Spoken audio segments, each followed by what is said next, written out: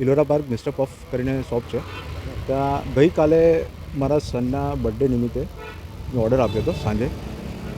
ઓર્ડરમાં અમે લોકો એમને ફોટો બધું બતાવી દીધું અને એમને કીધું હતું કે ભાઈ આમાં જે પણ વસ્તુ આવશે એ ઇટેબલ હશે કે નહીં, ખાવી શકશે કે નહીં, કારણ કે આ છોકરાઓ માટે છે અને છોકરા મારા 3 વર્ષના છે, તો એ લોકો ખાઈ શકશે કે નહીં એ કન્ફર્મ કરીને મને કહો. એટલે એમને કીધું હા, અમે બધી જ વસ્તુ જે પણ તમને સપ્લાય કરીશું આ કેકમાં એ બધી જ વસ્તુ તમને ખાઈ શકશો, એવી રીતના વાત થઈ હતી. આજે સાંજે એ 6 વાગે ડિલિવર કરી ગયા છે.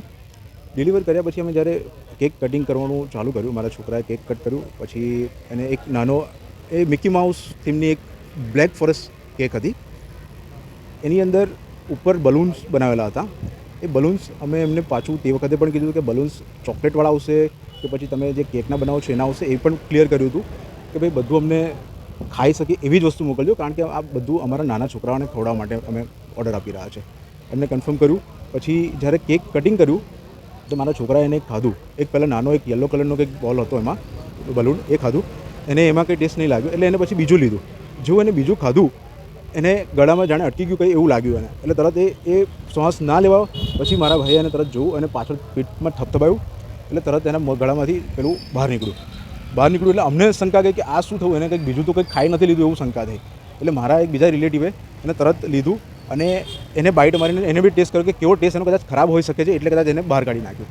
એને ટેસ્ટ કર્યું અને જોયું તો અંદર એ થર્મોકોલ હતું, ક્લિયર થર્મોકોલ છે. હું તમને થર્મોકોલના એ પણ બતાવી દઉં. અને થર્મોકોલ તો છે પણ એની ઉપરનું જે લેયર પણ છે ને એ પણ પ્લાસ્ટિકથી બનેલું છે. તો આ લોકોને કોઈ માણસની જીવનની કોઈ કિંમત જ નથી. શું આવી રીતે આ થર્મોકોલ છે, આ થર્મોકોલ છે અને આ જે બધું પ્લાસ્ટિકનું લેયર છે, કશું ખાવા એવું છે નહીં. આ બીજું આ જો પ્લાસ્ટિકનું છે, આ બધું પ્લાસ્ટિક છે. પ્લાસ્ટિક મારો છોકરો, આ તો અમે લોકો ત્યાં હતા અને જોઈ લીધું એટલે મારો છોકરો બચી ગયો. એના ગળામાં ફસાઈ જ ગયું હતું.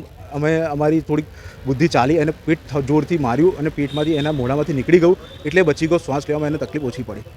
જો એ જ વસ્તુ અમે અમારે ત્યાં ગેસ્ટમાં આવેલા નાના બાળકોને જો ખવડાવી દીધું હોત અને કોઈને મૃત્યુ થઈ હોત તો એનો જવાબદાર કોણ? જે ઘટના બની તો અત્યારે તમે ક્યાં આવ્યા? અત્યારે અમે લોકોએ ગોરવા પોલીસ સ્ટેશનમાં એની માટે ફરિયાદ નોંધાવેલી છે. અમે આગળ પણ એના માટે ફરિયાદ નોંધાવશું 100%. અમે કોર્ટમાં પણ કેસ કરવાના છે આના માટે, બધું જ કરીશું. કાલે ઉઠીને મારો છોકરો અત્યારે બચી ગયો, અમે લોકો એની બાજુમાં ઊભા હતા એટલે બચી ગયો. કદાચ બીજા કોઈને ત્યાં આ ઘટના ઘટી ગઈ હોત અને કોઈનું મૃત્યુ થયું હોત તો કોણ જવાબદાર? આ હિસાબે જે ઘટના બની છે તો તમે ફૂડ એન્ડ ડ્રગ્સમાં કમ્પ્લેન કરશો? 100% કરીશું. ફૂડ એન્ડ ડ્રગ્સમાં બી કરીશું. આગળ કોર્ટમાં પણ એના માટે કેસ કરીશું. 100% કરીશું.